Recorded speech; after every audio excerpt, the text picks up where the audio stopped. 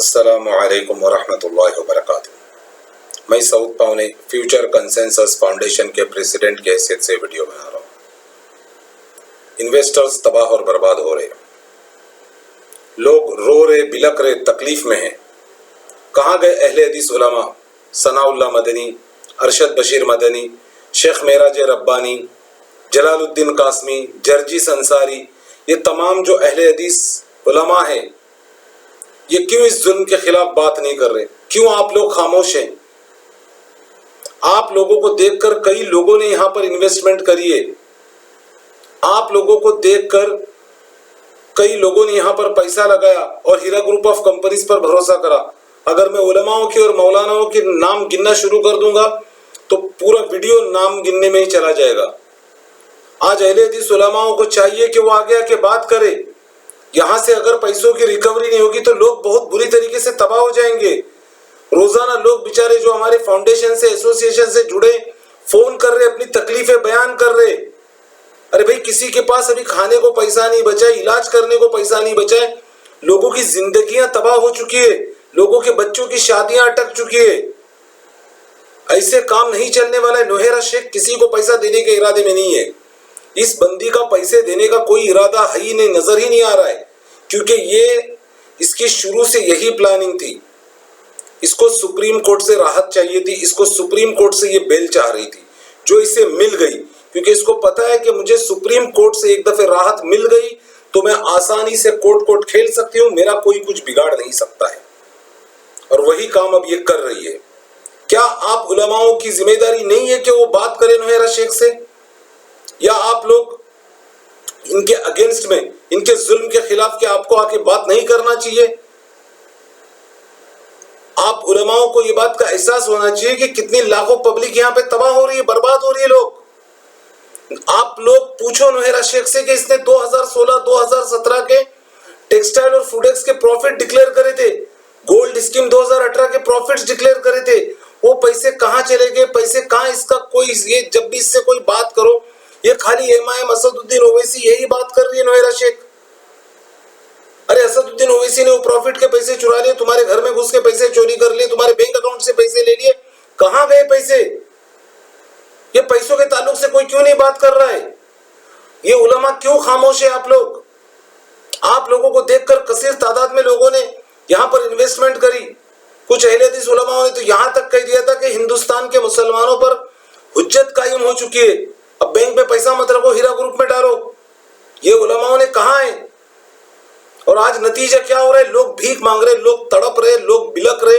लोगों के पास दवाइयों के लिए पैसे नहीं है, इलाज करने के लिए पैसे नहीं है, अपने बच्चियों की शादियों के लिए पैसे नहीं है। और नोहेरा शेख अपनी सियासत में मगन है, अपनी पॉलिटिकल पार्टी पर करोड़ों रुपया खर्चा कर रही है। कितनी गलत बात है। जिस दिन से ये बंदी जेल से छुटी है, इसे अपने इन्वेस्टर्स का जो बेचारे तड़प रहे, जो बिलक रहे, उसका इन्हें नोहेरा शेख को एहसास ही नहीं है। कहां गई पुणे एसोसिएशन जिसने कहा था एक प्लेटफॉर्म पे आओ, सब मिलके आपा का साथ दो, इनको एक मौका दो?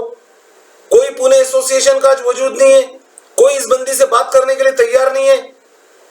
इतनी बड़ी तबाही और बर्बादी हो रही है, लेकिन कोई आवाज उठाने को तैयार नहीं है। शेख मेराज रब्बानी, जलालुद्दीन कासमी, अरशद बशीर मदनी, आप लोग सब कहां पर हो? जर्जिस अंसारी, आप लोगों को देखा गया हीरा ग्रुप के प्रोग्राम्स में, आप लोगों ने हीरा ग्रुप की तारीफ करी, हीरा ग्रुप को सपोर्ट किया, तभी तो इतने इन्वेस्टमेंट आए इनके पास। और बाकी न जाने कितने अहले हदीस उलमाओं ने हीरा ग्रुप ऑफ कंपनीज को सपोर्ट किया। आज कोई आकर यहां पर बात करने को तैयार नहीं है। लोग तबाह और बर्बाद हो रहे। ऐसे तो न जाने कितनी तबाही होगी, कितनी बर्बादी होगी। ये अभी एक इमरजेंसी सिचुएशन हो चुकी है। यहां से पैसों की फौरी रिकवरी बेहद जरूरी है, वरना न जाने ये कितना एसेट्स और प्रॉपर्टीज बेच के पॉलिटिक्स में उड़ा देगी पैसों को। ये जो हीरा का मसला है, ये बहुत ही सीरियस मसला हो चुका है। अभी इस मसले पर अभी खामोश बैठना बेवकूफी है। यहां से पैसों की फौरी रिकवरी बेहद जरूरी है, वरना एक कसीर तादाद में लोगों की तबाही और बर्बादी होगी। ये ना एसएफआई वालों को पैसा देने वाली है, ये ना नॉन कंप्लेनेंट्स को पैसा देगी, ना कंप्लेंट करने वालों को पैसा देगी। इसको किसी को पैसा देना ही नहीं है।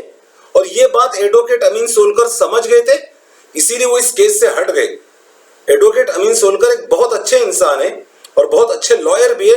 वो नोहेरा शेख के इरादों को और इसकी चाल को बहुत पहले उन्होंने समझ लिया था, भांप लिया था, इसीलिए वो इस केस से हट गए। ये बहुत बड़ा खतरनाक मसला है। मैं आप तमाम उलमाओं को कहना चाहता हूं कि हमने नोहेरा शेख को 3 बार नोटिस भेजे, तमाम सवालात करे कि मैडम जो आपने 2016, 2017, 2018 के प्रॉफिट्स डिक्लेरेशन करे थे वो पैसे कहां पर है?